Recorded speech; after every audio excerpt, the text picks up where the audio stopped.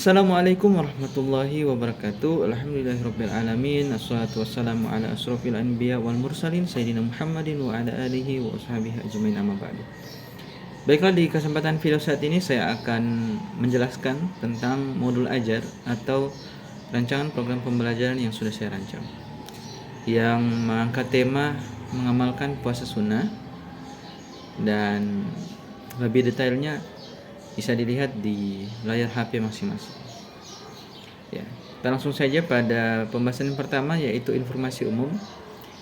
Di sini menampilkan yang pertama, yaitu modul ini disusun oleh Fikri Salam Damal untuk mata pelajaran pendidikan agama Islam dan budi pekerti di SMP Negeri 1 Kendal. Dan materi yang diangkat dalam modul ini atau RPP ini adalah materi yang ditujukan untuk siswa kelas 7 pada tahun ajaran 2025-2026 dengan alokasi waktu 3 kali pertemuan, yaitu 9 jam pelajaran. Kemudian kita masuk pada identifikasi murid. Dalam identifikasi murid ini ada pemetaan. Ya, pertama yaitu pada kondisi peserta didik. Pertama pada pengetahuan awal, yang dimana sebagian dari siswa sudah mengenal istilah puasa sunnah dari lingkungan keluarga dan masyarakat. Namun pemahaman dalam tentang rukun, syarat, dan dasar hukumnya masih bervariasi. Kemudian pada bagian minat, di mana siswa menunjukkan ketertarikan kepada kisah Rasulullah SAW dan para sahabat dalam melaksanakan puasa sunnah. Dan ini juga dapat digunakan untuk memantik diskusi antara peserta didik. Kemudian kebutuhan belajar, yaitu di mana siswa membutuhkan penjelasan yang sederhana serta contoh nyata dalam keseharian dan dorongan spiritual untuk membentuk karakter disiplin, jujur, dan sabar. Kemudian kita masuk pada materi pembelajaran atau materi pelajaran, di mana pembahasan dalam modul ajar ini materinya fokus pada 4 poin utama. Yang pertama yaitu makna puasa sunnah dan macam-macamnya. Kemudian yang kedua, jenis-jenis puasa sunnah beserta waktu pelaksanaannya. Kemudian yang ketiga, ketentuan dalam menjalankan puasa sunnah. Kemudian yang keempat yaitu hikmah serta keutamaan puasa sunnah bagi diri sendiri dan sesama. Kemudian kita masuk pada dimensi profil lulusan. Modul ini atau RPP ini dirancang untuk mengembangkan karakter siswa melalui: pertama, beriman, bertakwa, dan berakhlak mulia. Kemudian melatih ketaatan kepada Allah dan pengendalian diri. Kemudian yang kedua yaitu gotong royong, di mana untuk membangun empati dan kebiasaan saling membantu melalui diskusi kelompok. Kemudian bernalar kritis, digunakan untuk menganalisis perbedaan puasa wajib dan puasa sunnah serta apa manfaatnya bagi kesehatan. Kemudian untuk mengembangkan kreativitas, di mana peserta didik mampu untuk menyampaikan pemahaman mereka melalui karya sederhana seperti poster ajakan atau kutipan ajakan, kalimat ajakan untuk melaksanakan puasa sunnah. Kemudian kita masuk pada desain pembelajaran deep learning, ya, di mana sini saya menggunakan pembelajaran atau pendekatan deep learning dengan prinsip pertama itu ada meaningful atau bermakna, di mana pembelajaran yang dilaksanakan itu memiliki makna yang dapat diambil oleh peserta didik. Dengan contohnya mengaitkan materi dengan pengalaman nyata siswa. Kemudian yang kedua yaitu joyful, yaitu pembelajaran yang dilaksanakan secara menyenangkan, yaitu boleh dengan menggunakan pembelajaran melalui diskusi, kuis, dan pembuatan karya digital seperti menggunakan Canva. Kemudian ada mindful, di mana pembelajaran dirancang untuk menumbuhkan kesadaran dari peserta didik, yaitu menekankan pada niat yang ikhlas dan komitmen pribadi tanpa ada paksaan untuk melaksanakan puasa sunnah.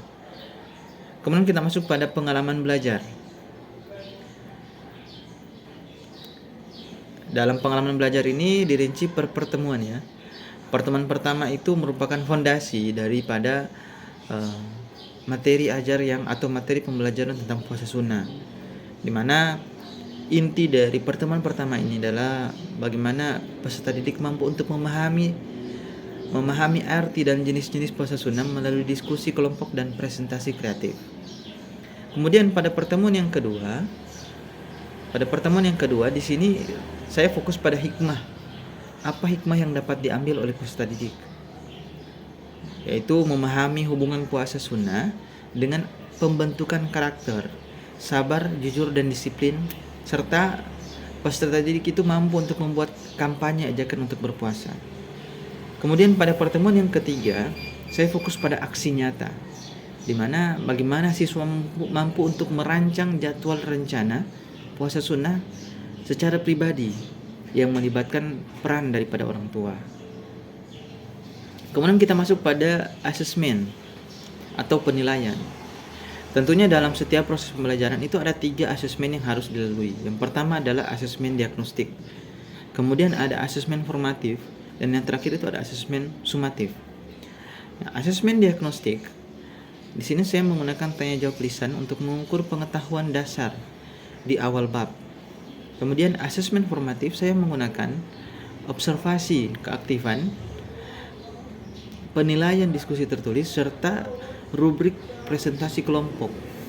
Dan yang terakhir yaitu asesmen sumatif, saya menggunakan penilaian terhadap proyek jadwal puasa sunnah, poster kampanye, dan pemahaman nilai ibadah.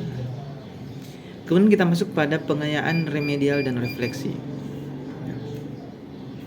Pengayaan, tentunya pengayaan dilaksanakan dengan peserta didik yang memiliki pemahaman yang sudah lewat pada tujuan pembelajaran.